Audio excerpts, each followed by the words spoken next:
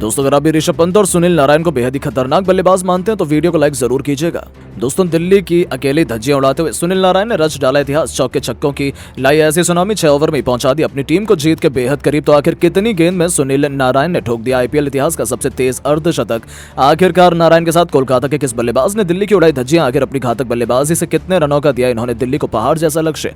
आखिर दिल्ली के किस गेंदबाज ने अपनी टीम को मुकाबले में बराबरी पर ला खड़ा किया। किसने बनाए कितने रन, किसने चटकाए कितने विकेट। रोंगटे खड़े कर देने वाले इस रोमांचक मुकाबले की अब तक की पूरी हाईलाइट तो हम आपको दिखाएंगे, लेकिन उससे पहले आपको क्या लगता है कि पंत, नारायण और रसल में कौन सबसे बेहतर खतरनाक बल्लेबाज है? अपनी राय नीचे कमेंट बॉक्स में जरूर दें। दोस्तों आईपीएल 2024 के सबसे रोमांचक और 16वें मुकाबले के लिए आईपीएल इतिहास की दो बड़ी टीम दिल्ली कैपिटल्स के सामने कोलकाता नाइट राइडर्स चुनौती लेकर खड़ी थी। विशाखापट्टनम का वीडीसीए का क्रिकेट स्टेडियम इस बार मुकाबले का लाइव गवाह बनने के लिए बेकरार था। इस रोमांचक मुकाबले की शुरुआत से पहले जब सिक्का उछाला गया तब टॉस के बॉस बने कोलकाता के कप्तान श्रेयस अय्यर और उन्होंने टॉस जीतकर पहले बल्लेबाजी करने का फैसला किया। कोलकाता की तरफ से एक बार फिर अपनी टीम को धाकड़ शुरुआत दिलाने के इरादे से फिल सॉल्ट के साथ सुनील नारायण की तूफानी जोड़ी मैदान में उतरी थी। पहले ही ओवर में उनके तूफान को रोकने के लिए गेंदबाजी लेकर आए थे खलील अहमद, लेकिन दोस्तों इस गेंदबाज की पहली गेंद गलत दिशा में चली गई और वाइड के चलते कोलकाता को मुफ्त में 4 रन मिल गए थे। तो वहीं अगली गेंद पर उन्होंने दोबारा वाइड गेंद फेंक दी, यानी कि अब तक कोई भी गेंद काउंट नहीं हुई थी और कोलकाता को पहले ही 5 रन मुफ्त में मिल चुके थे। इससे बेहतरीन शुरुआत और क्या हो सकती है। हालांकि उसके बाद खलील अहमद ने भी जबरदस्त वापसी करते हुए अपनी लाजवाब गेंदबाजी से दोनों बल्लेबाजों को बांधे रखा, उन्हें हाथ खोलने का बिल्कुल भी मौका नहीं दिया, जिसका नतीजा हुआ कि पहले ओवर में कोलकाता केवल 7 रन बना पाई थी। दूसरे ओवर में अपनी टीम को सफलता दिलाने के इरादे से आए थे ईशांत शर्मा। शुरुआत में तो ईशांत की खतरनाक स्विंग का सामना करना दोनों बल्लेबाजों के लिए काफी मुश्किल हो रहा था, लेकिन दोस्तों 5वीं ही गेंद पर फिल सॉल्ट ने ऑफ साइड की दिशा में एक जबरदस्त शॉट जड़कर पॉइंट में बटोरा। तो वहीं जाते जाते ओवर की आखिरी गेंद पर भी उन्होंने कुछ इसी अंदाज में एक और जबरदस्त चौका लगाकर दिल्ली के गेंदबाजों को सबक सिखाना शुरू कर दिया।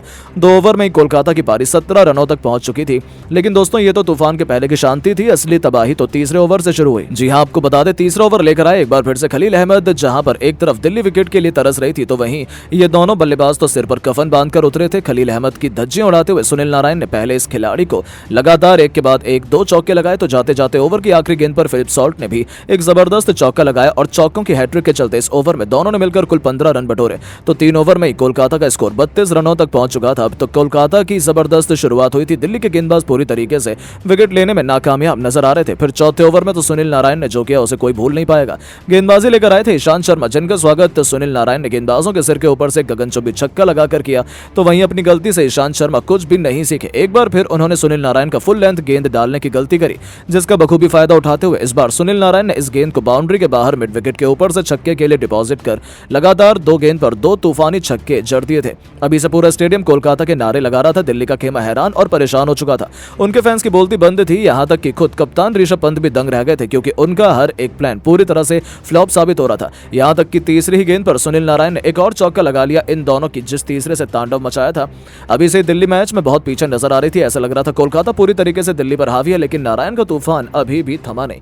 5वीं गेंद पर उन्होंने एक बार फिर से इस बार मिड ऑन के ऊपर से छक्का लगाया, तो ओवर की आखिरी गेंद पर एक और चौका लगाकर इसे न केवल अब तक का सबसे महंगा ओवर बनाया, बल्कि ईशांत शर्मा को खून के आंसू रुलाते हुए कुल 26 रन बटोरे और 4 ओवर में ही अपनी टीम को 58 रनों तक पहुंचा दिया। ऐसी भयंकर शुरुआत में तो दिल्ली को मुकाबले में अभी से हाथ की तरफ बढ़ना शुरू कर दिया था। ऐसे में अपने सभी गेंदबाजों की पिटाई होते देखकर ऋषभ पंत ने एक नया मास्टर प्लान अपनाया। उन्होंने अपने सबसे बड़े और खतरनाक गेंदबाज एनरिक नोकिया को गेंदबाजी में बुलाया, जिनके कंधों पर अपनी टीम को सफलता दिलाने और वापसी करवाने की अहम जिम्मेदारी थी, और इस अफ्रीकी सनसनी ने इस जिम्मेदारी को बखूबी निभाया। उन्होंने अपनी दूसरी ही गेंद पर फिलिप सॉल्ट को फंसा लिया था। हालांकि डेविड वार्नर ने उनका आसान सा कैच छोड़ दिया, जिसके बाद तो दिल्ली का खेमा बेहद मायूस हो गया था। ऐसा लगा था कि गलती उन्हें बहुत भारी पड़ने वाली है, लेकिन दोस्तों वार्नर की गलती को सुधारते हुए नोकिया ने अगली गेंद पर फिल सॉल्ट को दोबारा अपने जाल में फंसाया और इस बार फील्डर ने कोई गलती नहीं की और खतरनाक दिख रहे फिल सॉल्ट 12 गेंद पर 4 चौके की बदौलत 18 रन बनाकर वापस लौटे और आखिरकार दिल्ली की पहली सफलता मिल चुकी थी। हालांकि उनके आउट होने के बाद बल्लेबाजी करने उतरे अंकुरिश रघुवंशी ने आते ही पहली गेंद पर बेहतरीन चौके से अपना खाता खोला, तो 5वीं गेंद पर भी उन्होंने लगातार दूसरा चौका जड़ा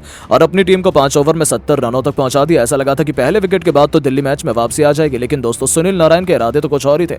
वो तो अकेले ही दिल्ली के गेंदबाजों का करियर तबाह करने पर तुले हुए थे। 6वें ओवर में इस बार उन्होंने राशिक सलाम को निशाना बनाया। पावर प्ले का आखिरी ओवर लेकर आए इस युवा गेंदबाज की सुनील नारायण ने बेहद बेरहमी से पिटाई की। दूसरी गेंद पर चौका लगाया, तो तीसरी गेंद पर स्टेडियम पर एक जबरदस्त छक्का लगाया। 5वीं गेंद पर एक बार फिर से उन्होंने चौका लगाया, जिसने तो रसिक से लेकर पूरे स्टेडियम में हक्का बक्का कर दिया। तो जाते जाते ओवर की तीसरी गेंद पर उन्होंने एक और जबरदस्त चौका लगाया और इस ओवर में भी 18 रन बटोर डाले। इसी के साथ सुनील नारायण ने केवल 21 गेंद पर 6 खतरनाक चौके और 4 खौफनाक छक्कों की बदौलत अपना अर्धशतक ठोक डाला था, जिसकी बदौलत 6 ओवर में ही कोलकाता ने लगभग 15 के रन रेट से 88 रन जोड़ लिए थे और दिल्ली को हार का मुंह देखना पड़ा था। इतनी भयंकर बल्लेबाजी तो शायद अब तक नहीं देखी गई थी। 7 ओवर में कोलकाता ने 93 रन 1 विकेट के नुकसान पर बनाए थे। इसके बाद भी उनकी धाकड़ बल्लेबाजी जारी रही। हालांकि दिल्ली ने भी जबरदस्त वापसी की, लेकिन वेंकटेश, श्रेयस अय्यर, रिंकू और रसल जैसे तूफानी बल्लेबाजों से सजा कोलकाता का बल्लेबाजी क्रम आसानी से 200 रन बनाने का भी दमखम रखता है और यदि ऐसा होगा तो दिल्ली के लिए इस लक्ष्य का पीछा करना तो नामुमकिन साबित हो सकता है। यानी कि कांटे का मुकाबले में एक बार फिर रोमांच की सारी हदें पार होने वाली थी। लेकिन दोस्तों, आपको क्या लगता है कि ऋषभ पंत और श्रेयस अय्यर में कौन अपनी टीम को आईपीएल 2024 का चैंपियन बना पाएगा? अपनी राय नीचे कमेंट बॉक्स में जरूर दें। दोस्तों, जैसा कि आपको पता है, बेंगलोर के घरेलू मैदान पर बेंगलोर और लखनऊ के बीच रोमांचक मैच खेला गया, जिसमें बेंगलोर की टीम को हार मिली। इस मैच में लखनऊ की टीम ने टॉस हारकर पहले बल्लेबाजी करते हुए 181 रन 5 विकेट के नुकसान पर 20 ओवर के अंदर बना दिया और इसका पीछा करने के लिए आई बेंगलोर की टीम को 19.4 ओवर में 153 रन पर ऑल आउट कर दिया और मैच को 28 रन से जीत लिया, जहां पर लखनऊ की टीम की जीत के असली हीरो मयंक यादव रहे, जिन्होंने शानदार गेंदबाजी करते हुए 4 ओवर के अंदर मात्र 14 रन दिए तो इन 3 बड़े विकेट के लिए, जिसके चलते उनका लगातार दूसरे मैच में मैन ऑफ द मैच का अवार्ड दिया गया। इस दौरान मयंक यादव ने आईपीएल 2024 की सबसे तेज गेंद इस मैच के अंदर 156.8 किलोमीटर प्रति घंटे की रफ्तार से डालकर सभी को प्रभावित किया। ऐसे में उनकी शानदार गेंदबाजी को देखते हुए आईपीएल के तमाम दिग्गजों ने दिल जीत लेने वाला बयान जारी किया, जिसमें हरभजन सिंह ने बयान देते हुए कहा कि लखनऊ की टीम के गेंदबाज मयंक यादव की शानदार गेंदबाजी को देखकर मैं काफी ज्यादा खुश हूं। जिस प्रकार से इस गेंदबाज ने शानदार गेंदबाजी करते हुए सभी को काफी ज्यादा प्रभावित किया है, वो बताता है कि इस खिलाड़ी के अंदर कुछ न कुछ काबिलियत मौजूद है। इस खिलाड़ी ने जिस प्रकार से अपनी शानदार गेंदबाजी के जरिए विरोधी टीम की नाक में दम कर रखा, उसके बाद तो अंदाजा लगाया जा सकता है कि इस खिलाड़ी की भारतीय टीम के अंदर एंट्री पक्की हो चुकी है। इसके अलावा उन्होंने आगे बयान देते हुए कहा कि इस खिलाड़ी ने आईपीएल की सबसे तेज गेंद डाली और बता दिया कि सिर्फ एक मैच में बेहतर प्रदर्शन करने वाले खिलाड़ी नहीं है, बल्कि कंसिस्टेंट तेज गेंदबाज है।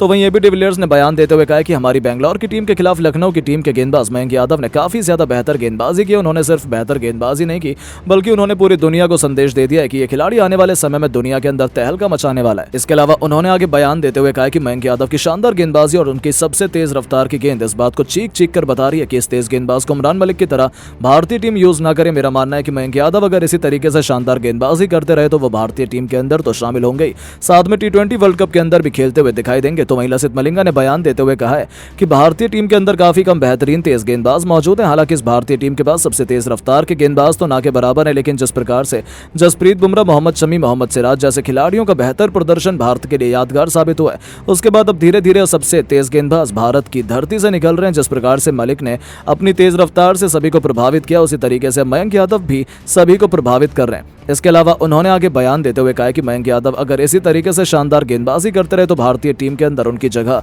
T20 वर्ल्ड कप के साथ अब बन सकती है। तो वहीं सुरेश रैना ने बयान देते हुए कहा कि आईपीएल ने कई बड़े बड़े खिलाड़ियों को दुनिया के सामने उजागर किया है, तो वहीं कुछ युवा खिलाड़ियों को भी पूरी दुनिया के सामने प्रस्तुत कर दिया है। उन्हें अब एक और खिलाड़ी मयंक यादव के रूप में शामिल हो चुका है। इस खिलाड़ी ने अपनी शानदार गेंदबाजी के जरिए पूरी दुनिया को बता दिया कि यह खिलाड़ी आने वाले समय में भारत ही नहीं दुनिया का सबसे खतरनाक तेज गेंदबाज बन सकता है। इसके अलावा उन्होंने आगे बयान देते हुए कहा है कि मयंक यादव ने अपनी रफ्तार से भरी गेंदबाजी से सभी को हैरान कर दिया और सिर्फ सभी को प्रभावित ही नहीं किया, बल्कि अपनी कंसिस्टेंसी के साथ बताया है कि यह खिलाड़ी एक दो नहीं बल्कि लगातार कई मैच में जीत दिला सकता है टीम को। तो दोस्तों, आपको क्या लगता है, मयंक यादव को भारतीय टीम के अंदर जल्द से जल्द शामिल कर लेना चाहिए या नहीं? अपनी राय नीचे कमेंट बॉक्स में जरूर दें। दोस्तों, जैसा कि आपको पता है, बेंगलोर और लखनऊ के बीच खेले गए रोमांचक मैच में लखनऊ की टीम को 28 रन से जीत मिली है। इस मैच में लखनऊ ने टॉस हारकर पहले बल्लेबाजी करते हुए क्विंटन डिकॉक के 81 और निकोलस पूरन के नाबाद 40 रन के दम पर 181 रन 5 विकेट के नुकसान पर 20 ओवर में बनाए और इसका बचाव करते हुए बेंगलोर को 19.4 ओवर में 153 रन पर ऑल आउट कर दिया। इस दौरान मयंक यादव ने सर्वाधिक 3 विकेट लिए, तो वहीं नवीन उल हक को 2 विकेट मिले, जिसके कारण मयंक यादव को man of the match award दिया गया। लखनऊ की जीत के बाद मयंक यादव की शानदार गेंदबाजी को देखते हुए दुनिया भर के तमाम दिग्गज तेज गेंदबाजों ने सनसनी मचा देने वाला बड़ा बयान जारी किया है, जिसमें वसीम अकरम ने बयान देते हुए कहा कि लखनऊ की टीम को इस मैच के अंदर जीत मिली है, इसके असली हीरो मयंक यादव रहे हैं। मयंक यादव ने काफी ज्यादा बेहतरीन गेंदबाजी गेंदबाजी करते हुए सभी को प्रभावित किया है। उन्होंने आज शानदार गेंदबाजी करते हुए बता दिया है कि उनसे बेहतरीन गेंदबाज फिलहाल की स्थिति में भारतीय क्रिकेट के अंदर युवा खिलाड़ी के तौर पर और कोई भी नहीं है। इसके अलावा उन्होंने आगे बयान देते हुए कहा है कि मयंक यादव ने अपनी शानदार गेंदबाजी से पिछले मैच में तो पहले मैच के अंदर ही सभी को प्रभावित किया, लेकिन मैच में उन्होंने शानदार गेंदबाजी करते हुए यह भी स्पष्ट कर दिया कि वो सिर्फ तेज गेंदबाजी नहीं करते बल्कि कंसिस्टेंसी के साथ टीम को जीत दिलाने का भी कार्य कर सकते हैं। तो वहीं ब्रैटली ने बयान देते हुए कहा कि लखनऊ की टीम को मयंक यादव की शानदार गेंदबाजी के जरिए इस मैच में जीत मिली है। बेंगलोर की टीम के पास काफी ज्यादा बेहतर बल्लेबाज मौजूद हैं, लेकिन जिस प्रकार से इस मैच के अंदर मयंक यादव ने एक बार फिर से शानदार गेंदबाजी करते हुए सभी को प्रभावित किया है, वो बताता है कि यह खिलाड़ी कितना ज्यादा बेहतरीन गेंदबाज बन चुका है।